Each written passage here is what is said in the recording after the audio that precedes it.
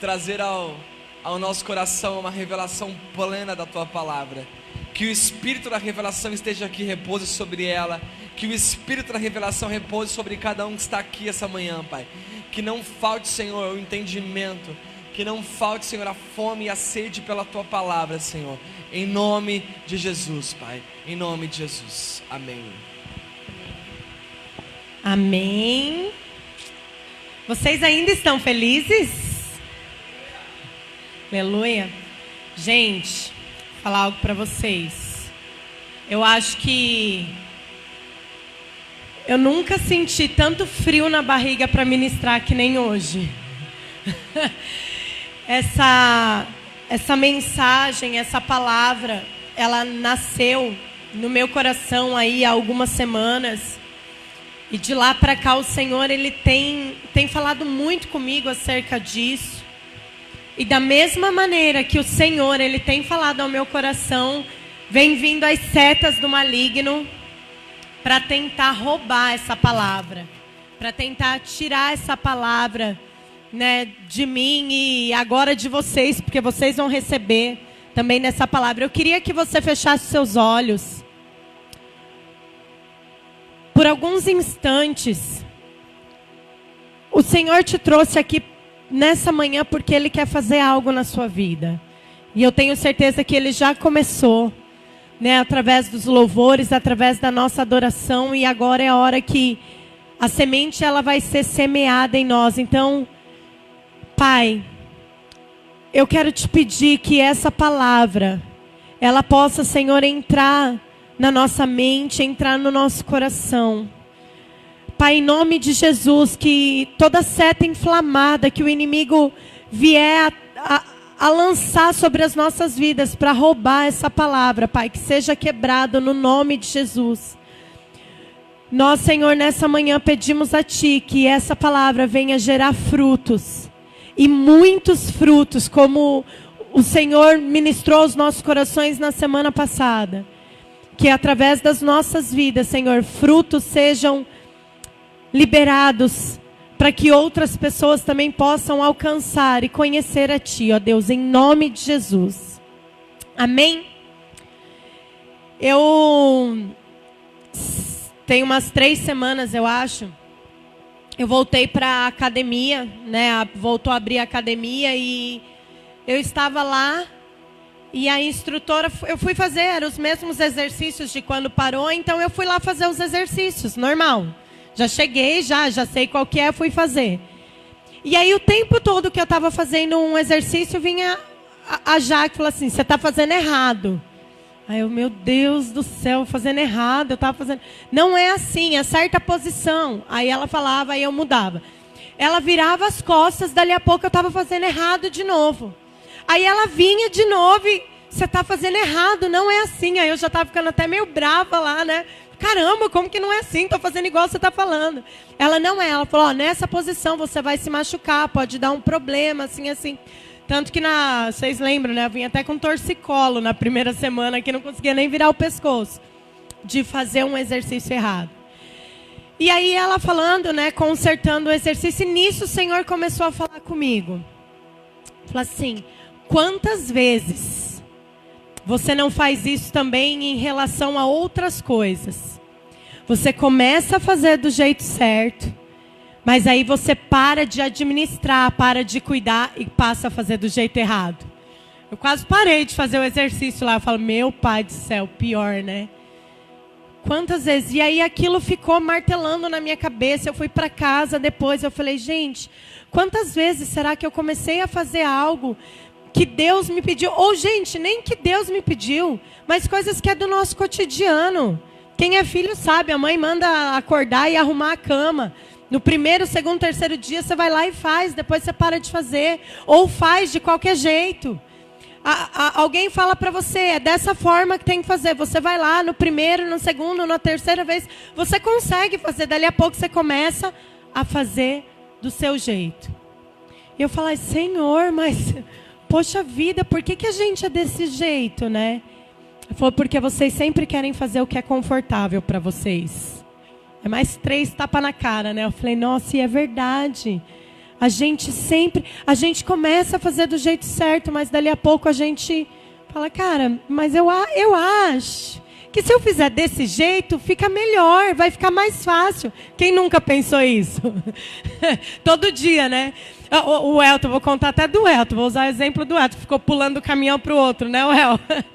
Tomou um rolo um dia, porque é mais fácil, é mais prático. A gente sempre dá um jeito de buscar aquilo que é mais prático para nós. E é da nossa humanidade.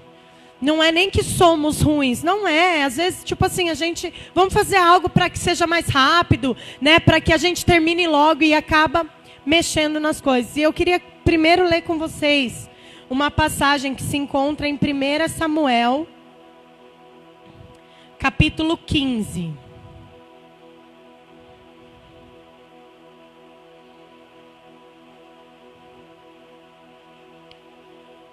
Essa passagem aqui, Samuel, ele recebe uma ordem, né, que ele deveria fazer algo, e nós vamos ler e você vai entender o que acontece aqui. 1 Samuel 15. Vai dizer assim: Samuel disse a Saul: eu sou aquele a quem o Senhor enviou para ungí-lo como rei de Israel. O povo dele. Por isso, escute agora a mensagem do Senhor. Assim diz o Senhor dos Exércitos: castigarei os amalequitas pelo que fizeram a Israel, atacando-o quando saía do Egito. Agora vão, ataquem os amalequitas e consagrem ao Senhor, para destruição tudo o que lhes pertence. Não os poupem. Matem homens, mulheres, crianças, recém-nascidos, bois, ovelhas, camelos e jumentos. Aqui Samuel vai lá e diz lá para Saul: Saul, eu tenho uma missão para você. Tu vai lá nos amalequitas, você vai lá, vai ter o rei Agag, vai ter o povo lá, você vai lá. E é o seguinte, como eles já fizeram muito mal para o meu povo, agora é o momento da vingança. Agora eu vou acabar com todos eles. Então você vai lá e mata todo mundo. Mata todo mundo. Mata homem, mulher, criança, animal, não sei o quê. Não é para deixar nada, é para acabar com eles. Ok? Certo? Beleza, ele vai. Então convocou Saul os homens e os reuniu em Telaim, 200.000 soldados de infantaria e 10.000 homens de Judá. Saul foi à cidade de Amaleque e armou uma emboscada no vale. Depois disse aos queneus: retirem-se, saiam do meio dos amalequitas para que eu não os destrua junto com eles, pois vocês foram bondosos com os israelitas quando eles estavam vindo do Egito. Então os queneus saíram do meio dos amalequitas. Saul atacou os amalequitas por todo o caminho, desde Avilá até Sur, a leste do Egito. Capturou vivo Agag, rei dos amalequitas, e exterminou o seu povo. Mas Saul e o exército pouparam Agag e o melhor das ovelhas e dos bois, os bezerros gordos e os cordeiros. Pouparam tudo que era bom, mas tudo que era desprezível e inútil destruíram por completo. Aqui Saul, ele vai lá, e aí ele chega para destruir todo mundo. Tinha um outro povo, os queneus, lá no meio. Ele fala assim: os queneus não fizeram nada para a gente, pelo contrário, eles nos ajudaram, então vão embora, porque se vocês ficarem, vocês vão morrer também, então pode ir embora. Agora nós vamos começar a matar aqui, fazer o que o Senhor mandou. E aí ele pega ali o rei Agag, e ao invés de matar o rei Agag, ele separa, fala: não, deixa o rei Agag aqui. Quem sabe isso não vai ser bom no futuro, né? Depois a gente vê. Aí ele começa a matar. Só que aí chega, tem uns bois gordos, umas ovelhas, alguns animais lá, que eles pensam, né? Mais para frente vai dizer que o povo falou assim: não, vamos pegar esses animais e oferecer de sacrifício para o Senhor. Então eles não matam os animais, eles, né, levam com eles. Então o Senhor, ele falou a Samuel: arrependo-me de ter posto Saul como rei, pois ele me abandonou e não seguiu as minhas instruções. Samuel ficou irado e clamou ao Senhor toda aquela noite. De madrugada Samuel foi ao encontro de Saul, mas lhe disseram: Saul foi para o Carmelo, onde ergueu um monumento em sua própria honra, e depois foi para Gilgal. quando Samuel o encontrou, Saul disse: o Senhor te abençoe. Eu segui as instruções do Senhor. Samuel vai atrás de Saul. Aí Saul já saiu de lá e foi direto fazer um monumento em sua honra. Gente, a desobediência, ela sempre parte de um coração orgulhoso. Sabe a pessoa que, quando a gente desobedece, às vezes sem perceber, mas a gente está falando que aquela pessoa que nos deu a instrução não está tão capacitada quanto nós para fazer do jeito certo. Quando um filho não faz o que a mãe manda, inconscientemente ou conscientemente ele está dizendo: cara, minha mãe não sabe de nada, eu vou fazer do meu jeito porque eu sei o que é melhor. Ou no emprego, quando você tem lá um negócio para fazer e aí de repente você fala: não, do meu jeito é melhor. Você está, às vezes sem perceber, mas o diabo usa disso para já plantar uma semente de orgulho no seu coração, para você fazer as coisas do seu jeito e anular, desrespeitar, desonrar a outra pessoa. Aí ele faz esse monumento e ainda chega para Samuel e fala assim: Samuel, eu fiz tudo aquilo que foi me mandado. Cara, tipo assim, para ele estava tudo ok, ele tinha feito, ele acabou lá com o povo, destruiu. Ele fez 99% daquilo que foi pedido para ele fazer. Samuel, porém, perguntou: então que balido de ovelhas é esse que ouço com meus próprios ouvidos? Que mugido de bois é esse que estou ouvindo? Respondeu Saul: os soldados os trouxeram dos amalequitas. Eles pouparam o melhor das ovelhas, dos bois, para sacrificarem ao Senhor, o teu Deus. Mas destruímos totalmente o restante. Não, a gente só pegou alguns, pouquinho coisa boba assim a gente pegou, mas era para sacrificar, porque a gente pensou em Deus no meio de tudo isso. Cara, eu sou muito crente, então assim, eu peguei um sacrifício para oferecer para Deus. Ele vai lá e fala isso. Aí Samuel disse a Saul: fique quieto, eu lhe direi o que o Senhor me falou nessa noite. Saul respondeu: dize-me. E Samuel disse: embora pequeno aos seus próprios olhos, você não se tornou o líder das tribos de Israel. O Senhor o ungiu como rei sobre Israel e o enviou numa missão, ordenando: vá e destrua completamente aquele povo ímpio, os amalequitas. Guerreie contra eles até que os tenha eliminado. Por que você não obedeceu ao Senhor? Por que se lançou sobre os despojos e fez o que o Senhor reprova? Disse Saul novamente: mas eu obedeci ao Senhor. Cumpri a missão que o Senhor me designou. Trouxe Agag, o rei dos amalequitas, mas exterminei os amalequitas. Os soldados, a síndrome, né, de Adão. Quem foi que comeu? Foi Eva. Aí vai para Eva. Por que você comeu? Foi a serpente. Aqui, a síndrome de Adão aqui funcionando. Ele vai lá e pergunta: não, mas foram os soldados. Eu não tive culpa. Os soldados, foi culpa dos soldados. Os soldados tomaram ovelhas e bois do despojo e o melhor que estava consagrado a Deus para destruição, a fim de sacrificarem ao Senhor, seu Deus, em Gilgal. Samuel, porém, respondeu: acaso tem o Senhor tanto prazer em holocaustos e em sacrifícios, quanto em que se obedeça a sua palavra?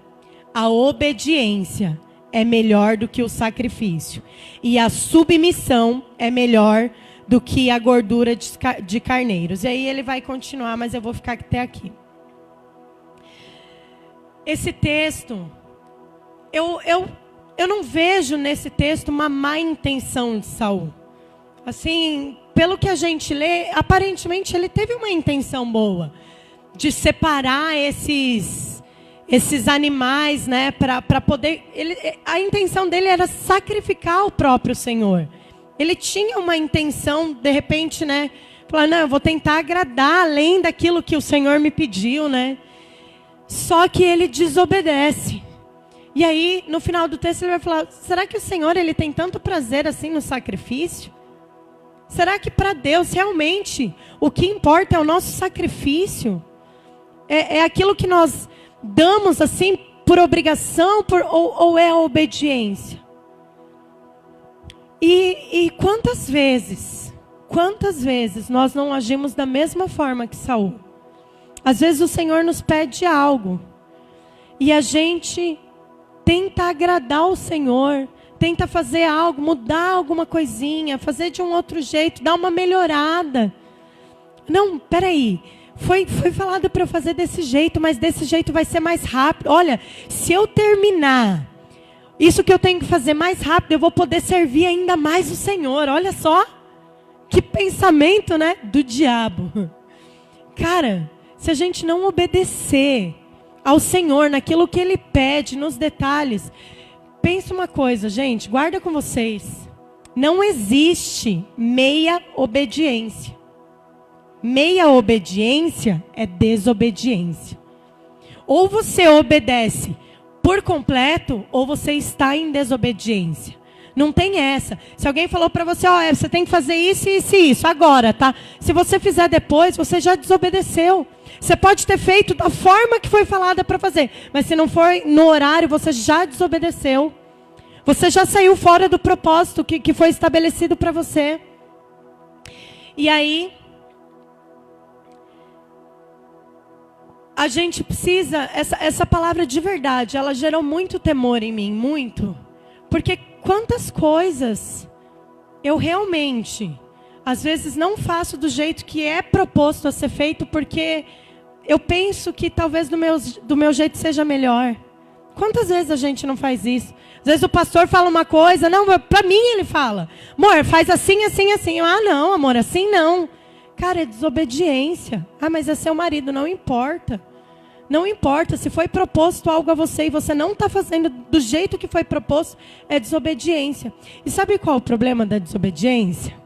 Nós vamos ler um outro texto aqui. Vamos lá para Filipenses agora.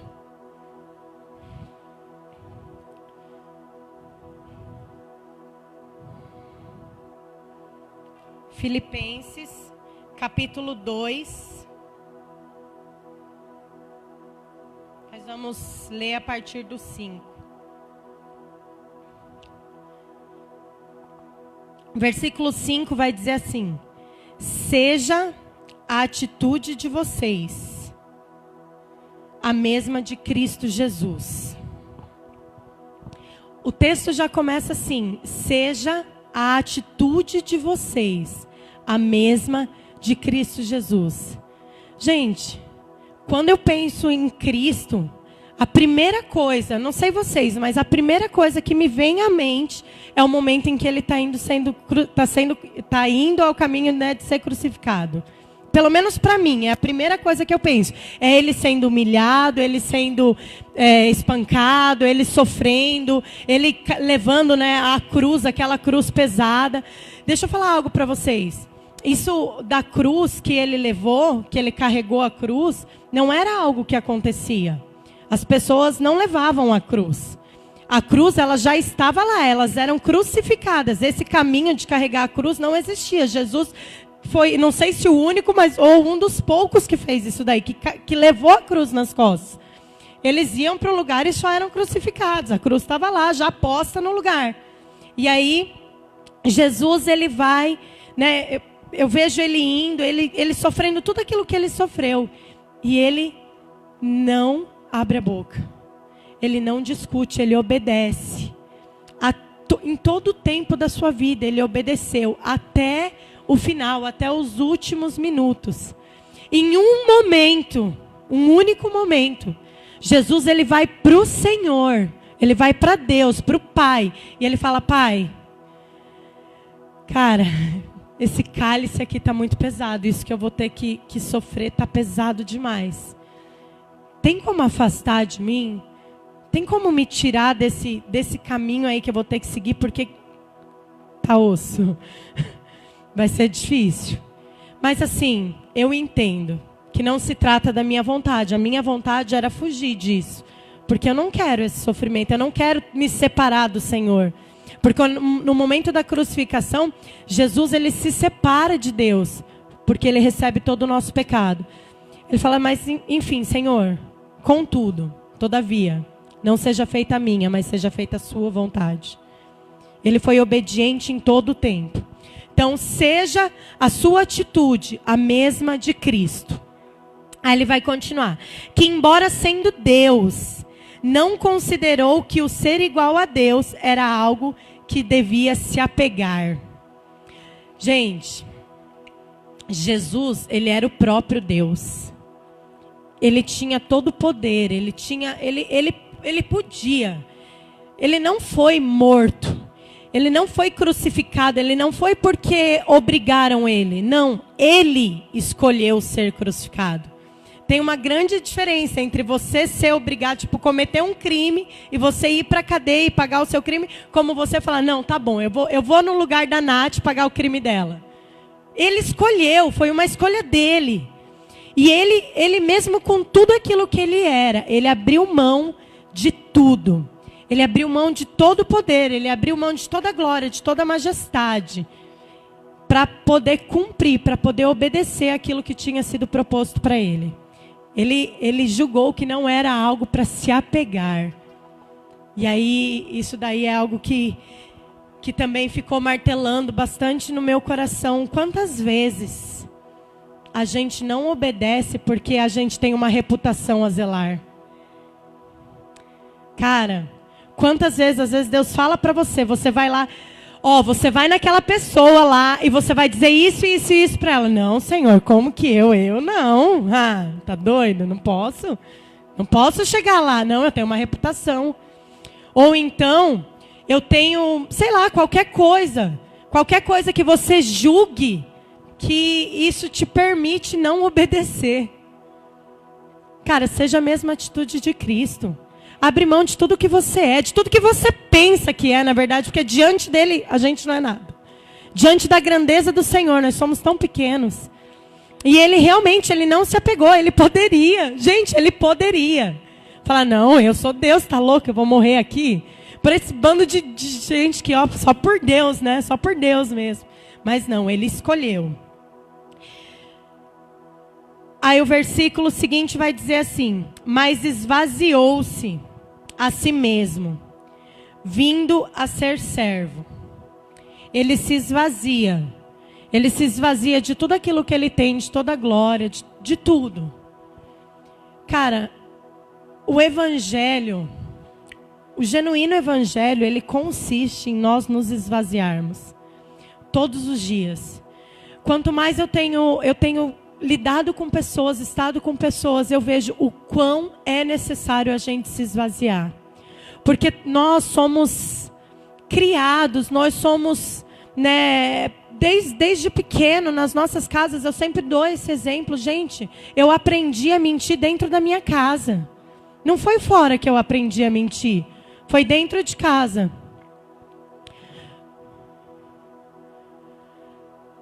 Quando o meu pai tocava o telefone, por exemplo, e meu pai estava lá e falava assim para mim: filha, fala que o papai não tá. Ou alguém chamava lá, né? Os TJ, batia lá de manhã na porta de casa. Aí você vai lá na janelinha, dá uma olhada assim, né? Você fala assim, não vou atender não. Você fecha a janela de novo, abaixa o volume para fingir que não tem ninguém. Cara, você está mentindo, a gente aprende dentro de casa. A gente vai, né, crescendo com coisas que são totalmente contrárias àquilo que o Senhor Jesus nos ensina. E aí por que eu preciso me esvaziar? Porque tudo isso fica impregnado em mim. Tudo isso que eu recebi durante toda a minha vida fica impregnado. E não tem como nós recebermos algo do Senhor se nós não estivermos vazios de nós mesmos. Não dá. Porque você vai receber algo do Senhor, imagina, vocês já devem ter, se não fizeram, já viram pelo menos, mas acho que já fizeram. Você vai fazer salada. Você põe lá o sal, eu faço separada, não ponho na salada, eu faço molhinho, né? Aí você põe o sal, você vai lá, põe o vinagre, você põe o azeite ou o óleo, põe, né, eu coloco alho, enfim, um monte de coisa. Um pouquinho de água para ficar mais fraco. O óleo sempre sobe, não é? Ele não se mistura. Ele fica lá, ele fica separado. Da mesma forma, quando a gente recebe algo do Senhor, com aquela coisa antiga que tá, não vai ornar, não vai colar. Porque o que Deus faz é tudo novo, então a gente tem que se despir do velho. A gente tem que deixar o velho para trás, para a gente poder receber do... Senão você vai passar... Sabe o que vai acontecer? Você vai ficar lá, né? Que nem no molinho. Toda hora você vai dar uma mexidinha para ver se junta tudo de novo. Aí ele aparentemente junta. Passa 2 segundos, separa. Você vai passar a vida inteira tentando dar uma mexidinha na sua vida para ver se vai colar aquilo que você aprendeu com a verdade de Jesus. E deixa eu te falar, não vai colar. Não vai funcionar. Você precisa deixar aquilo que é velho de lado. E aí ele fala, né, que ele se esvaziou-se, vindo a ser servo, tornando-se semelhante aos homens. Quando o Senhor, nesse momento que ele entende realmente, acho que ele sempre entendeu, né? Nós que não entendemos, na verdade, para que existimos, qual é o nosso propósito, mas Jesus sempre soube. Mas no momento em que ele se coloca à disposição de servir, de se tornar servo por outros, é onde as coisas realmente começam a acontecer. A gente luta, o mundo nos ensina tanto a lutar para nós conquistarmos as coisas, para nós crescermos, para nós nos tornarmos alguém. E Jesus, a única coisa que Ele quer é que nós nos tornemos servos. Que tudo aquilo que a gente tenha não seja para nós, mas seja por amor aos outros, em função dos outros. Que aquilo que Ele deu, cada um de nós aqui tem um dom, tem um projeto, tem um chamado, tem um propósito. Mas deixa eu te falar, Deus não fez isso pensando só em você. Ele nunca teve um propósito único para você. Ele tem um propósito para uma geração. Tudo que Ele fizer na sua vida é para que você possa servir outras pessoas. É para que você possa alcançar outras pessoas. Então Ele vai te dar um trabalho para você ganhar bem. Não é para você ficar ostentando por aí, não, de carrão. Não, você pode, claro, você pode ter um carro bom. Não é que você não pode. Também vou andar de carro velho só para... Não, usufrua. Mas saiba que Deus colocou isso na sua mão para que outras pessoas também possam usufruir. Para que outras pessoas também possam receber. Né? Tem pessoas que falam assim, nossa, eu queria tanto um carro, porque se eu tivesse um carro, eu ia sair dando carona para todo mundo. Aí a pessoa tem um carro. Pensa, dá carona? Tem uns que já sai do culto correndo aí, né? Para nem dar tchau, para não ter perigo de alguém pedir carona. Não, cara. Não é assim que funciona. Se Deus nos dá algo, é para que outras pessoas possam usufruir também, não somente nós. Deus, Ele não trabalha da forma que o mundo coloca.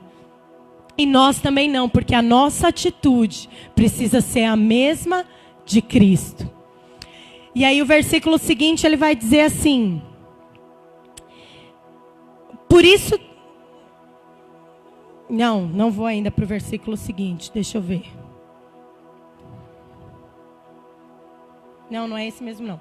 E sendo encontrado na forma humana, humilhou-se a si mesmo e foi obediente até a morte de cruz. E depois que ele estava ali na sua condição humana, ele humilhou-se a si mesmo e foi obediente até a morte de cruz. Eu tenho falado muito, quem está mais próximo de mim, com certeza já ouviu falando. Falei assim, cara, o diabo é o cara mais cão que tem mesmo, né? Porque ele pega tudo aquilo que o Senhor criou, tudo aquilo que o Senhor falou, e ele consegue dar uma transformada. Ele consegue mudar para roubar o entendimento. Para nos tirar desse lugar. E esse humilhou é um deles. Gente, quem gosta de ser humilhado aqui? Ninguém, né? Fala, eu adoro, gente. Não. Mas a Bíblia está falando que nós precisamos nos humilhar. Só que a gente tem tanto pavor dessa palavra, né, da humilhação, que a gente não consegue se humilhar. Porque a gente aprendeu tudo do jeito errado. Porque a humilhação, para nós, é tipo assim... Eu sou casado, o pastor vai lá e fala alguma coisa aqui, ele me humilhou, então pronto, eu não posso ser humilhada. Porque imagina alguém, né, ser melhor do que eu, me colocar nessa posição. Mas Jesus nos ensina que nós temos que nos humilhar. Que nós devemos tomar a decisão de nos humilhar, olha só. Mas como que você faz isso? Como que a gente usa de uma palavra que o diabo mesmo pegou e manchou essa palavra para roubar, a essência do que é para ser feito verdadeiramente. O se humilhar, gente, não é você se tornar menor, não é você mendigar, né? Aí eu vou me humilhar para ter algo, eu vou ficar mendigando. Não. O se humilhar aqui é você reconhecer. É você se colocar numa posição de humildade. E falar, cara, eu não sei todas as coisas. Eu não posso todas as coisas. Eu preciso de alguém. Tem que ter alguém. Eu preciso de alguém que vai me ajudar, que vai fazer com que eu cumpra o meu propósito. Só que a gente entendeu errado. E aí a gente tem dificuldade de se submeter no serviço, dentro das nossas casas, nas nossas famílias. Porque nós não podemos ser humilhados. Ai, meu Deus. Não, cara, não, é entender que nós somos mesmo pequenos. Hoje, enquanto eu orava ali, eu falava, Senhor, cara, como a gente é tão pequeno e a gente se acha mesmo alguma coisa e a gente não é nada. Gente, se não fosse o Senhor hoje pela manhã acordar você, aí você fala assim, não, mas não foi o Senhor não, foi o despertador. Tá, se não fosse o Senhor permitir que você acordasse, você nem estaria aqui hoje. Nós somos totalmente dependentes dele. Nós somos totalmente. Não adianta a gente querer achar que a gente é alguma coisa. Porque se não for ele, a gente não é nada. Absolutamente nada. Então, ele fala que ele humilhou-se e foi obediente até a morte. A morte de cruz. Outra coisa que o inimigo ele bagunçou na nossa mente foi a obediência. Eu não sei vocês, mas eu acredito que todos já tenham passado por isso. Os que não passaram vão passar. Mas a gente sonha loucamente em fazer 18 anos. É ou não é? Agora eu sou maior de idade. Agora sou eu que mando na minha vida. Agora eu vou poder fazer o que eu quero, porque agora eu sou maior de 18 anos. Aí você descobre, né, quem tem pai e mãe, que não é nada disso. Que o pai, você vai lá falar, agora eu posso. Aí o pai ou a mãe vai olhar para você pode nada, você ainda mora na minha casa? Ou... É ou não é? É desse jeito. Mas você até fazer 18, você tá lá achando que as coisas vão mudar. Mudou porcaria nenhuma, mas você tá achando. Por quê? Porque a gente não gosta da obediência. A gente não gosta de obedecer. Então a gente quer logo se tornar livre para a gente fazer o que a gente quer, porque a gente não gosta de obedecer. E isso somos todos. Não tem exceção. A nossa humanidade é assim. A gente não gosta de se submeter. A gente não gosta de se sujeitar a outra pessoa. E aí a gente já cresce. Cara, olha como essas coisas são complicadas. A criança, o adolescente, ele cresce querendo ter uma idade para ele fazer o que ele quer. Cara, ele não entendeu nada do que é obediência. E acho que de verdade nem nós. O problema é numa criança, mas e o problema nós já em determinada idade que ainda não consegue entender a obediência. Sabe o que é a obediência, gente? É um presente de Deus para as nossas vidas. Quando a gente obedece, o Senhor ali está nos guardando, está nos protegendo, é um lugar de proteção. Cara, a obediência, ela não gera problema. A obediência é algo bom para as nossas vidas e é por isso que o inimigo tenta tanto contra a obediência. Porque ele foi o primeiro desobediente, ele quer que todos nós se tornemos igual a ele. Que a gente não cumpra aquilo que Deus tem para as nossas vidas. Então ele sempre vai tentar. E, gente, como aquele texto que a gente leu no começo de 1 Samuel 15. Não pense que a desobediência é algo gritante. Nossa, eu vou desobedecer, eu vou cair, vida louca agora, nós aqui na parada, vou encher a cara. Não. A desobediência está nas pequenas coisas. E muitas vezes ela vem com aparência de santidade. Muitas vezes a gente desobedece usando o nome de Deus. Olha só. E aí,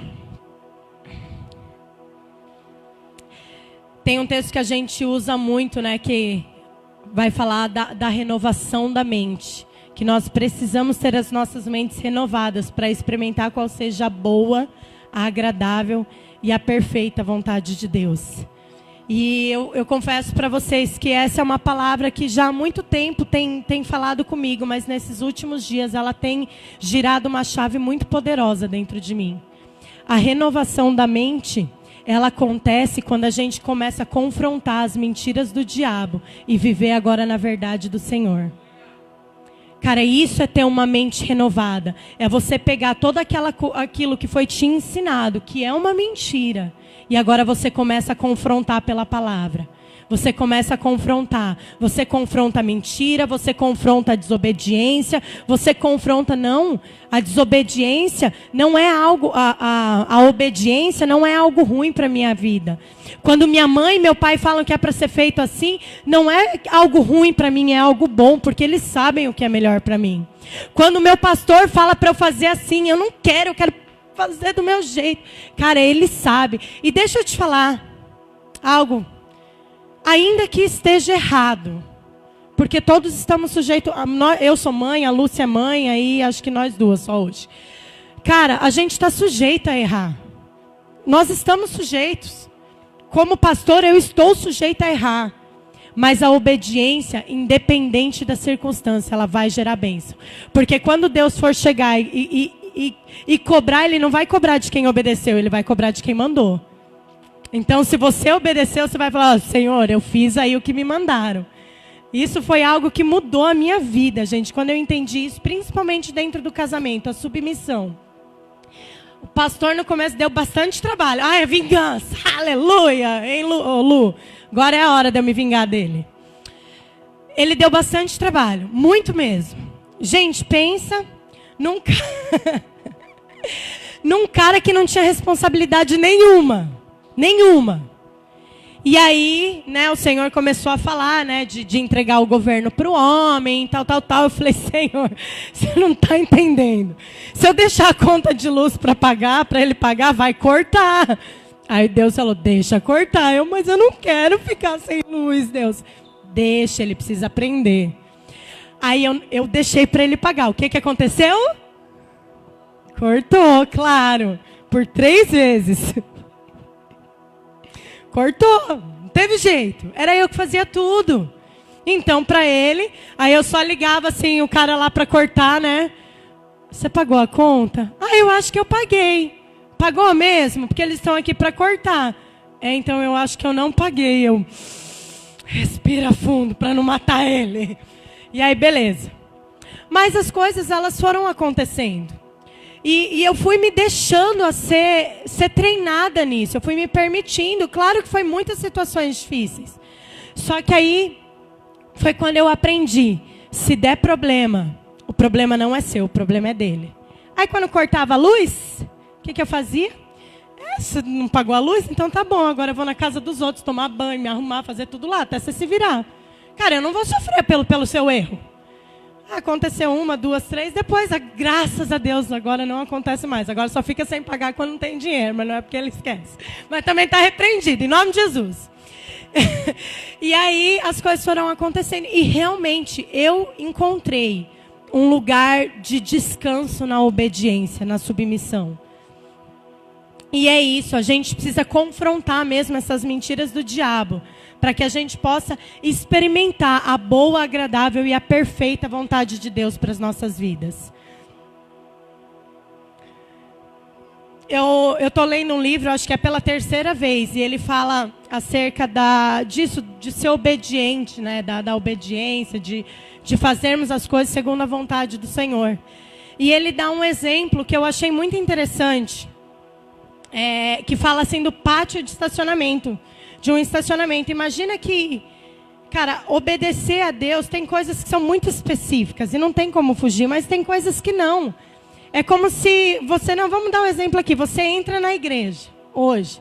Hoje a gente tem à disposição de cadeiras individuais, com parzinho, com triozinho. Você entra aqui.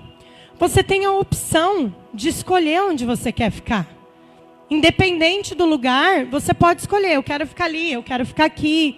Só que assim, a gente, normalmente aquele lado ficava ali pro pessoal da banda, né, tudo. Então a pessoa já sabia, ali é meio que um lugar reservado. Então eu falo, cara, eu não vou chegar e sentar lá porque é um lugar que está reservado. É a mesma coisa no estacionamento. Quando você vai no mercado, você tem a opção de parar o carro perto da entrada, longe, no sol, na sombra, né? Tem partes cobertas, não. Mas tem aquelas partes lá que é dos idosos, gestantes. E isso ali você não pode parar. E enquanto eu estava pensando nisso, eu falei, realmente, ali eu não posso parar. O Senhor me fez uma pergunta. Mas por que você não para ali? Porque não pode. Mas só por isso? Ué. Porque tem mais alguma coisa, né? Ele falou assim, então, você está fazendo errado. Oi? Estou fazendo errado, mas eu não paro ali. Ele falou, mas a motivação do seu coração. O problema, sabe qual que é? A gente faz muita coisa sem ter a motivação correta e nós também não somos abençoados. Às vezes você até faz aquilo que é te mandado, mas você faz... Ai, que saco meu! Você faz. Só que Deus não está recebendo a sua obediência. Ainda que você esteja fazendo, porque você está fazendo resmungando. E eu falei, mas então, qual que... Não entendi, né, isso... Ele falou assim, você sabe por que tem essas vagas especiais? Para as pessoas que precisam. Então, você não pode ir lá, não é porque é proibido. Você não pode pôr seu carro naquela vaga porque você vai prejudicar outra pessoa. Ai, ai, ai. Senhor da glória, quantas vezes, em meio a tudo isso, nós fazemos as coisas com a motivação errada. Até mesmo a nossa obediência. Gente, pega isso no espírito. Às vezes a gente obedece só para poder depois dizer, eu avisei. Eu já fiz isso várias vezes. Tá bom, eu vou fazer do seu jeito, mas tá errado. Só para depois a gente poder chegar lá e falar assim, eu avisei que não ia dar certo. Cara, você acha que Deus recebeu uma obediência nisso daí? Não. Na lei, talvez. Porque a lei era só você obedecer ali o que estava exposto e pronto. Mas na graça não. Deus ele está mais preocupado com a condição do nosso coração do que com qualquer outra coisa. E até a nossa obediência pode não subir como um incenso suave ao Senhor, como aconteceu no caso de Abel e Caim. Um ofertou e o Senhor recebeu isso daí, enquanto o outro, o Senhor rejeitou. Então até a nossa obediência pode ser rejeitada por Deus se a motivação do nosso coração não estiver alinhado com isso.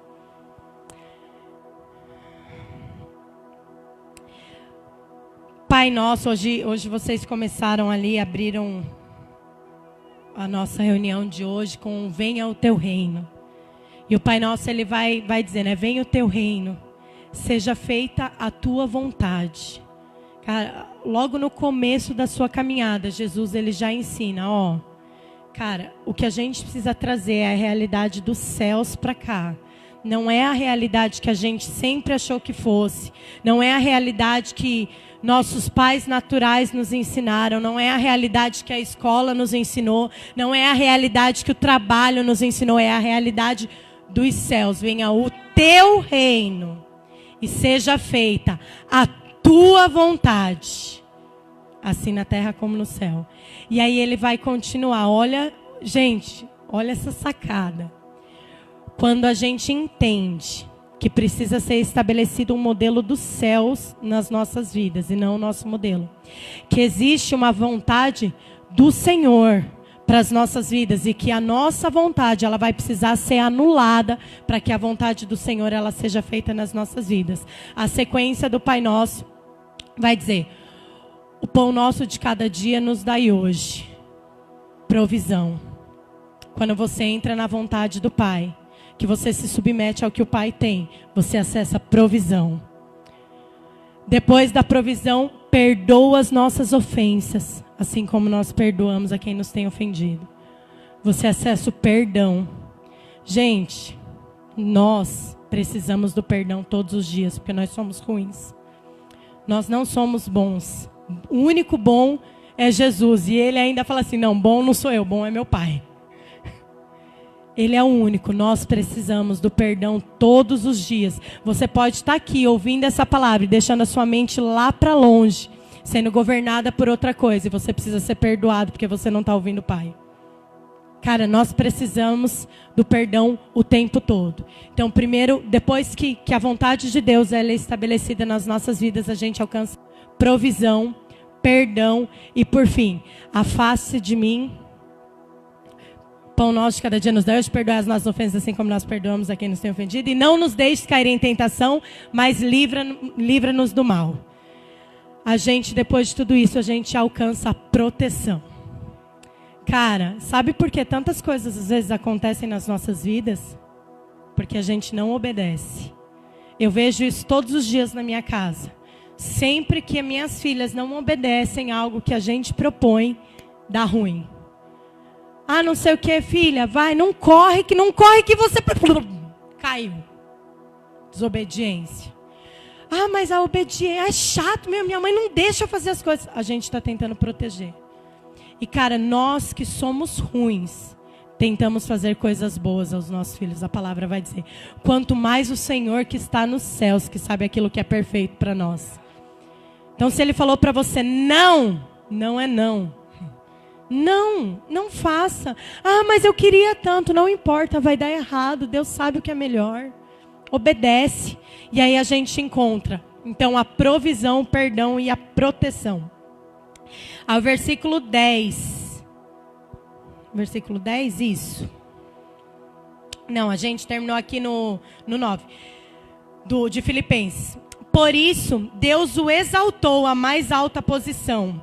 E lhe deu um nome que está acima de todo nome. Cara, Jesus, ele foi obediente até a morte de cruz.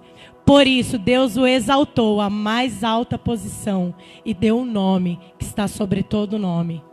Gente, é isso que Deus tem para nós. Ele não quer que a gente viva uma vidinha miserável. Ele não quer que a gente viva uma vidinha de qualquer jeito. Ele quer que a gente tenha uma vida realmente em glória, em poder, em majestade. Mas a gente só vai acessar isso se nós formos obedientes a Ele.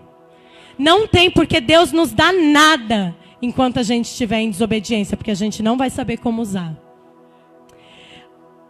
Exemplo de mãe, de novo. Vocês já devem ter escutado isso da mãe em algum momento da vida de vocês. Filho, se você fizer tudo do jeito que foi feito, assim, assado, no final do ano, passar de ano, tirar nota boa, a mamãe vai dar um videogame. Ou a mamãe vai dar não sei o quê. É ou não é? A mãe, o pai, ele tem o desejo de dar coisas ao filho. É do desejo da mãe e do pai dar o melhor para o filho. Mas a gente não pode dar enquanto o filho está em desobediência. Não é, Lúcia? A gente só dá quando ele aprende a obedecer. Porque a gente sabe. Como que eu vou dar um carro para minha filha, para o meu filho, se eles não conseguem obedecer nas coisas pequenas? Você acha que ele vai obedecer a lei de trânsito? Ele não vai. E eu vou colocar a vida dele em risco. E é por isso que eu não dou.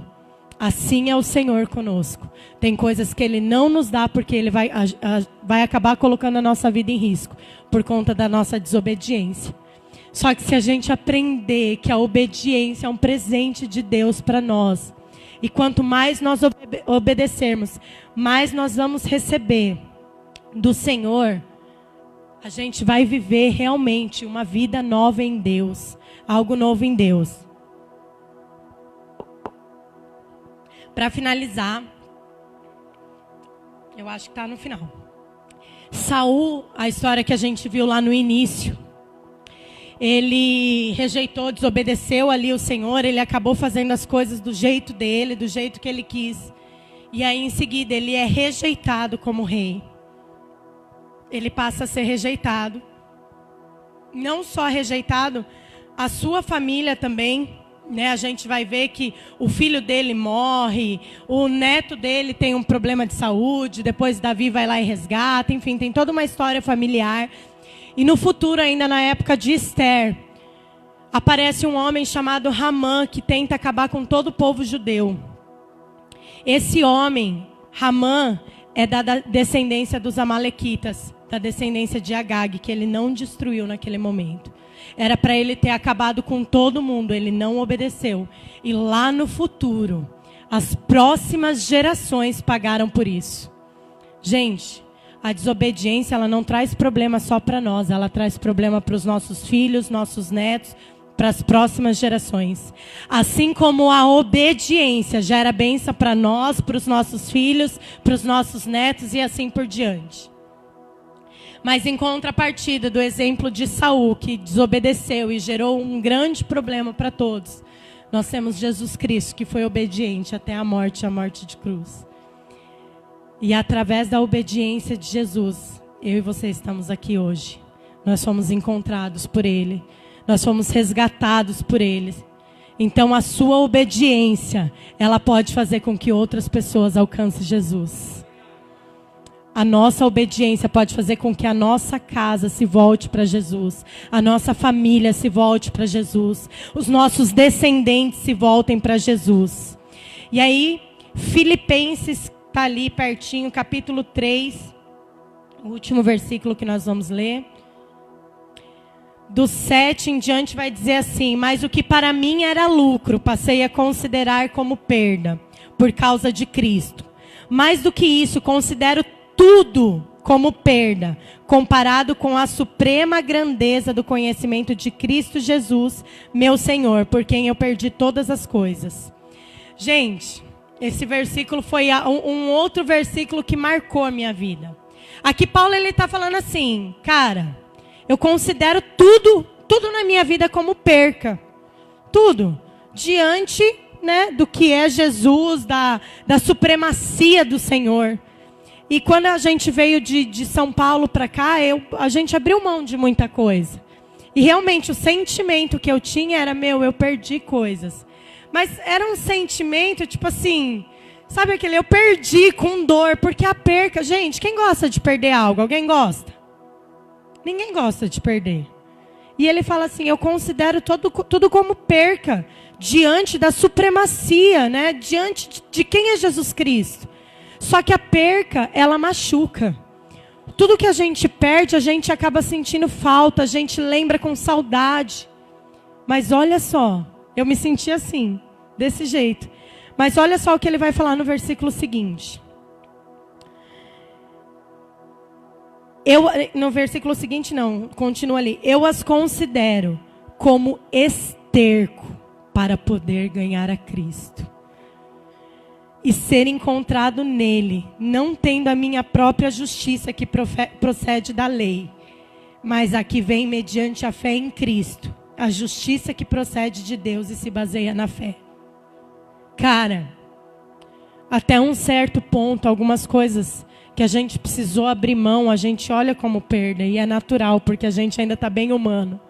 A gente ainda quer que a nossa vontade ela seja feita. A gente ainda deseja que tenha um pouquinho de nós. Mas quando a gente vai entendendo realmente quem é Cristo na nossa vida, a gente olha para aquilo e fala, cara, eu perdi. Mas o que eu perdi era um esterco, era um lixo. Não valia nada perto do que eu tenho agora em Cristo Jesus. Cara, é esse lugar que Deus ele tem para nós. O lugar onde a gente não vai mais olhar para trás e sentir falta das coisas. Mas a gente vai olhar para Cristo e falar, cara, eu tenho tudo o que eu preciso em você, Senhor. Eu tenho tudo o que eu preciso, tudo o que eu quero está em Ti. Porque não se trata mais de mim, se trata do Senhor em mim.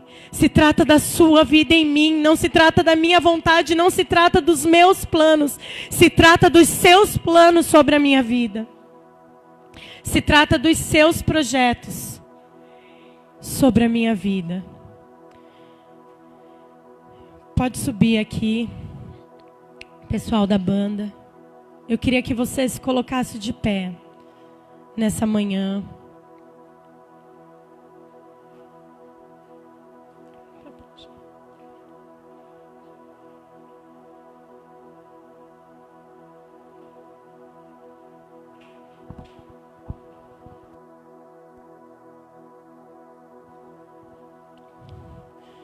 Existe um caminho que Deus já preparou para nós.